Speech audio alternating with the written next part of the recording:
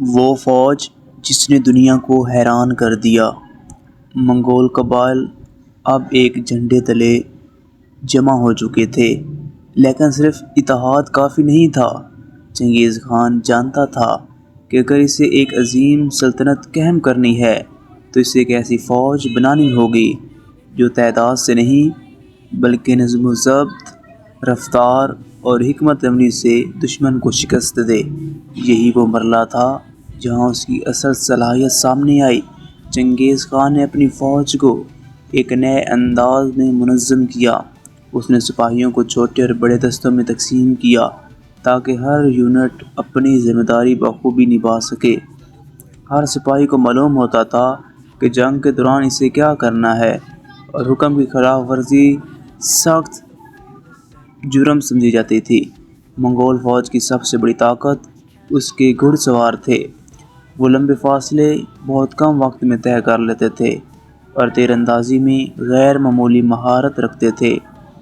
وہ تیزی سے حملہ کرتے، پھر پیچھے ہٹتے اور دشمن کو یہ احساس دلاتے کہ وہ جیت رہا ہے۔ لیکن جب دشمن تعاقب کرتا تو منگول فوج اچانک پلٹ کر بھرپور حملہ کر دیتی۔ یہ حربہ کئی بار فیصلہ کن ثابت ہوا۔ چنگیز خان صرف طاقت پر یقین نہیں رکھتا تھا، وہ جنگ سے پہلے دشمن کے بارے میں معلومات اکٹھی کرتا، راستوں کا جائزہ لیتا اور ہر مہم کی مکمل منصوبہ بندی کرتا۔ اس وجہ سے اس کی بہت سی فتوحات اچھی تیاری کا نتیجہ تھی۔ اس نے بہادری کے ساتھ ساتھ قابلیت کو بھی اہمیت دی۔ اگر کوئی سپاہی یا افسر اپنی صلاحیت ثابت کرتا تو اسے اعلیٰ مقام دیا جاتا، چاہے اس کا تعلق کسی بھی خاندان سے ہو۔ اس پالیسی نے اس کی فوج کو مزید مضبوط بنایا۔ چند ہی برسوں میں منگول فوج کی شہرت دور دور تک پھیل گئی۔ بہت سی ریاستیں اس کا نام سن کر ہی دفاع کی تیاری کرنے لگی تھیں۔ اب چنگیز خان کے پاس متحد قبائل بھی تھے اور ایک منظم، تیز رفتار اور طاقتور فوج بھی۔ اگلا قدم اپنی سلطنت کی سرحدوں سے باہر نکلنا تھا، جہاں اس کی پہلی بڑی فتوحات اس کا انتظار کر رہی تھی۔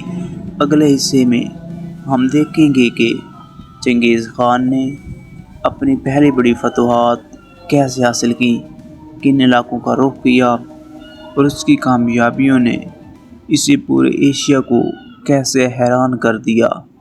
اس طرح کی مزید تاریخی ویڈیو سے لیبریز ویڈیوز دیکھنے کے لیے ہمارے چینل کو لائک کر دیں، سبسکرائب کر دیں اور اچھا سا کمنٹ کر دیں تاکہ ہر آنے والی نئی ویڈیو آپ تک پہنچ سکے۔ بیسٹ آف لک، ملتے ہیں اگلی قسط میں۔